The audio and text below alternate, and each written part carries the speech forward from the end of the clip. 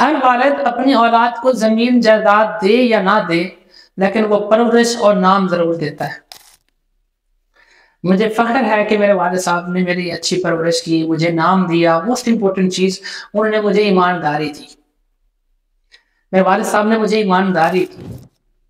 इससे कुछ यूं है कि जब मैं यूनिवर्सिटी ऑफ एग्रीकल्चर में पढ़ रहा था तो उस ड्यूरेशन में मैंने एक बिजनेस ज्वाइन किया। टियान्स ग्रुप के साथ, टियान्स कंपनी के साथ बिजनेस का आगाज किया और मैं बड़ा खुश था कि विद स्टडी मुझे एक अपॉर्चुनिटी मिल गई है जहाँ से मैं अपनी लाइफ को डिज़ाइन कर सकता हूँ, अपना फ्यूचर सिक्योर कर सकता हूँ। वहाँ कहीं इनकम पोटेंशियल अच्छा लगा, वहाँ के रिवार्ड अच्छे लगे और वही सारी चीज़ें बाबा से शेयर भी की। बाबा खामोश रहे। कुछ ही अरसे के बाद उनके एक फ्रेंड के पास जाना हुआ, मैं बाबा के साथ गया।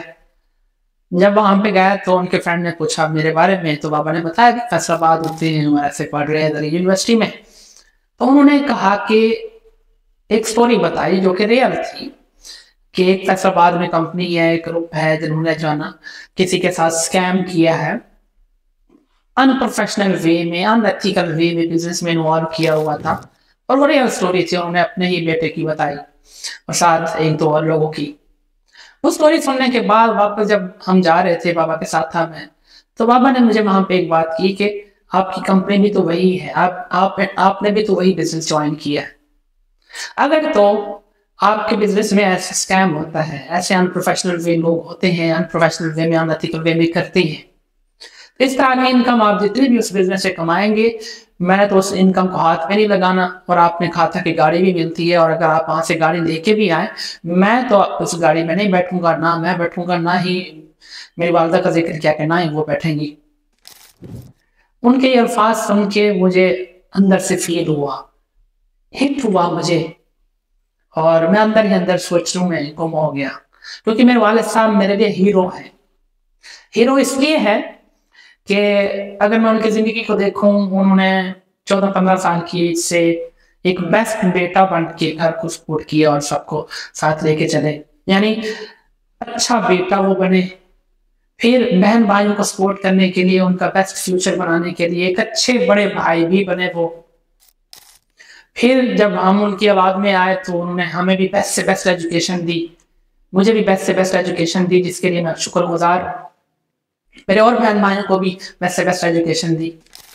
तो मेरे लिए हीरो हैं कि वो एक अच्छे बेटे रहे, एक अच्छे भाई रहे, एक अच्छे वालिद हैं, और अपनी औलाद के लिए, पहले अपने पेरेंट्स के लिए, फिर अपने बहन भाइयों के लिए, फिर अपनी औलाद के लिए, सबके लिए सेक्रीफाइसेस दी उन्होंने। तो मेरे लिए रियल हीरो है मेरे। उनके ये अल्फाज के आपकी उस इनकम को मैं हाथ नहीं लगाऊंगा, आपकी उस गाड़ी में मैं नहीं बैठूंगा, उन्होंने मुझे झिझोड़ के रख दिया अंदर से। तो मैंने टियान्स बिजनेस को अंदर ही अंदर क्विट करने का सोचा और दूर हो गया कि इस तरह का बिजनेस नहीं करना चाहिए। मिशन हम प्रोफेशनल वे में कर रहे थे, लेकिन कुछ लोग अनप्रोफेशनल वे में थे। तो इस ड्यूरेशन में मैं कंफ्यूज था, और उस कंफ्यूजन के साथ कभी कभी मैं चला जाया करता था, सीनियर से मिल लिया, ट्रेनिंग देख ली, सुन ली, ट्रेनिंग अटेंड कर ली, लेकिन बिजनेस में उस तरह इन्वॉल्व नहीं था, थोड़ा थोड़ा दूर हो रहा था। तो इस ड्यूरेशन में जो टियान्स बिजनेस है, मेरे सीनियर हैं सर डॉक्टर मोहम्मद यूसुफ सुल्तानी साहब, उन्होंने मुझे कुछ बातें बताई। उन्होंने कहा बिजनेस दो तरीके से होता है, दो तरीके हैं, एक प्रोफेशनल वे है, एक अनप्रोफेशनल वे है। एक अनप्रोफेशनल वे है, अगर अनप्रोफेशनल वे से करेंगे तो कल को मिट जाएंगे। एक प्रोफेशनल वे है, जो भी प्रोफेशनल वे से करेगा तो बाद में उसका नेम रहेगा। जैसे उन्होंने अपनी एग्जांपल बताई, उन्होंने सही तरीके से बिजनेस किया, सही तरीके से बिजनेस करने वालों का नाम रहता है, और जो गलत तरीके से करते हैं वो मिट जाते हैं। तो वहां से मुझे एक मैसेज मिला कि इस बिजनेस को सही तरीके से प्रोफेशनल वे से करना है, अनप्रोफेशनल अनएथिकल वे से नहीं, प्रोफेशनल वे से करना है। वहां से एक गोल बना। बाबा की बातें भी याद, जैसे सीनियर ने बात की, उन्होंने फिर कुछ, मेरे सीनियर जो डॉक्टर मोहम्मद यूसुफ सुल्तानी साहब हैं, उन्होंने कुछ एग्जांपल्स दी, मुझे एग्जांपल से समझाया। उन्होंने कहा बिजनेस करने के दो तरीके हैं, या तो लोगों को फायदा देके बिजनेस किया जा सकता है, या लोगों को नुकसान पहुंचा के बिजनेस किया जा सकता है। कहते मुस्तफा, अगर लोगों को नुकसान पहुंचा के बिजनेस किया जाए तो नुकसान पहुंचाने वाला थोड़े टाइम के लिए तो कमा लेगा, एट द एंड खत्म हो जाएगा। और अगर लोगों को फायदा पहुंचा के बिजनेस किया जाए तो लोगों को फायदा पहुंचा के आप बिजनेस भी ग्रो कर जाओगे, बाद में आपका नाम भी रहेगा, आपका कंट्रीब्यूशन भी होगा, आपकी लेगेसी भी होगी। उन्होंने फिर मुझे एग्जांपल बताई। उन्होंने कहा कि आप गौर करें, शेर अपना पेट भरने के लिए क्या करता है? शेर अपना पेट भरने के लिए दूसरे जानवर का शिकार करता है, यानी अपना पेट भरने के लिए दूसरे को नुकसान पहुंचाता है। और बकरी दूसरे को फायदा देती है। ये मेरे सीनियर मुझे समझा रहे, बकरी दूसरे को फायदा देती है, दूध भी दे रही है, गोश्त भी दे रही है, कुर्बानी पे ज़िबा हो रहे हैं, कई शादियों में ज़िबा हो रहे हैं, और कई होटल्स में, रेस्टोरेंट्स में ज़िबा हो रहे हैं। उन्होंने मुझे कहा गौर करें, नुकसान पहुंचाने वाला शेर वो नापायद होता जा रहा है, या फायदा देने वाली, नफा देने वाली बकरी? नापायद कौन है? ज़िबा तो ज्यादा बकरे होते हैं, बकरियां की जाती हैं, लेकिन दूसरे को नुकसान पहुंचाने वाला नापायद होता जा रहा है। उन्होंने मुझे बताया नेचर लॉ है, दूसरे को नुकसान पहुंचाने वाला मिट जाएगा और दूसरे को फायदा पहुंचाने वाला बढ़ता रहेगा, बढ़ जाएगा, जैसे कि बकरी। फिर उन्होंने बताया कि बकरी अगर देखा जाए तो एक वक्त में एक बच्चा या दो या मैक्सिमम 3, एक्सेप्शनल 4, नहीं तो एवरेज 1 से 2 बच्चे देती है।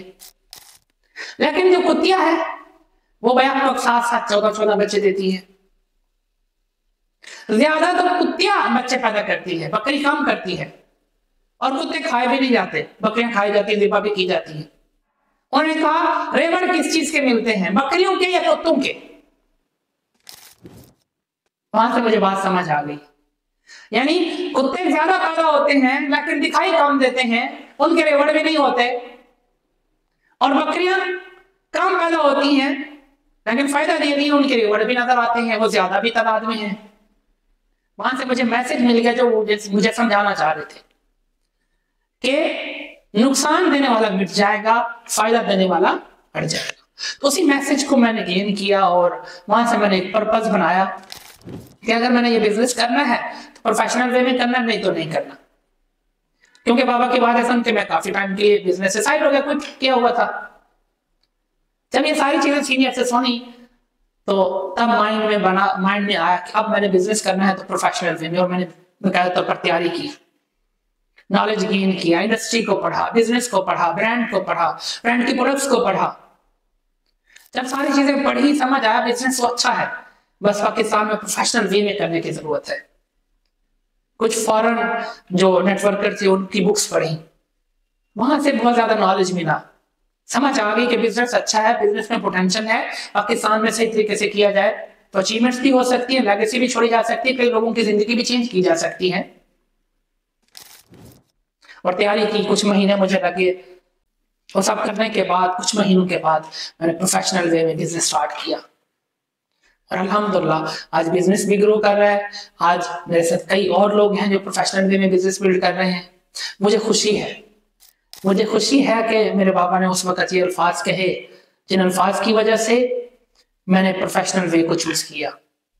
और मुझे खुशी है कि मुझे सीनियर ऐसे मिले जिन्होंने खुद सही से बिजनेस किया, और उन्होंने मुझे भी सही बिजनेस करने के बारे में बताया, समझाया, और उसका पोटेंशियल बताया, फ्यूचर दिखाया।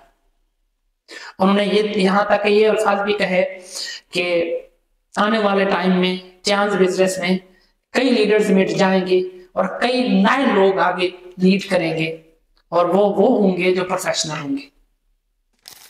एक लीडर है, वो विजनरी लीडर है, उन्होंने विजन भी दिया, उन्होंने मेरा माइंडसेट भी डेवलप किया। मुझे खुशी है और मेरी दुआ है कि अल्लाह पाक मेरे वालिद साहब की हमें जिंदगी फरमाए। इस तरह के लोग कम ही दुनिया में देखने को मिलते हैं, वो मेरे हीरो हैं। और जो मेरे सीनियर हैं इस बिजनेस में, सर डॉक्टर मोहम्मद यूसुफ सुल्तानी साहब, वो मेरे मोहसिन हैं। और दोनों के लिए, सर वालिद साहब के लिए भी और सर के लिए भी दुआएं हैं कि अल्लाह पाक इनकी लंबी जिंदगी फरमाए, अल्लाह पाक इनकी तरह और दुनिया में इस तरह के लोग और पैदा करें जो कंट्रीब्यूट करें, जो कई लोगों को एम्पावर करें, जैसे मेरे सीनियर मेरे मोहसिन हैं। मेरे हीरो हैं मेरे वालिद साहब, और मेरे मोहसिन हैं सर डॉक्टर मोहम्मद यूसुफ सुल्तानी साहब। इन दोनों ने मेरी जिंदगी में एक बड़ा इम्पैक्ट क्रिएट किया। Thank you so much.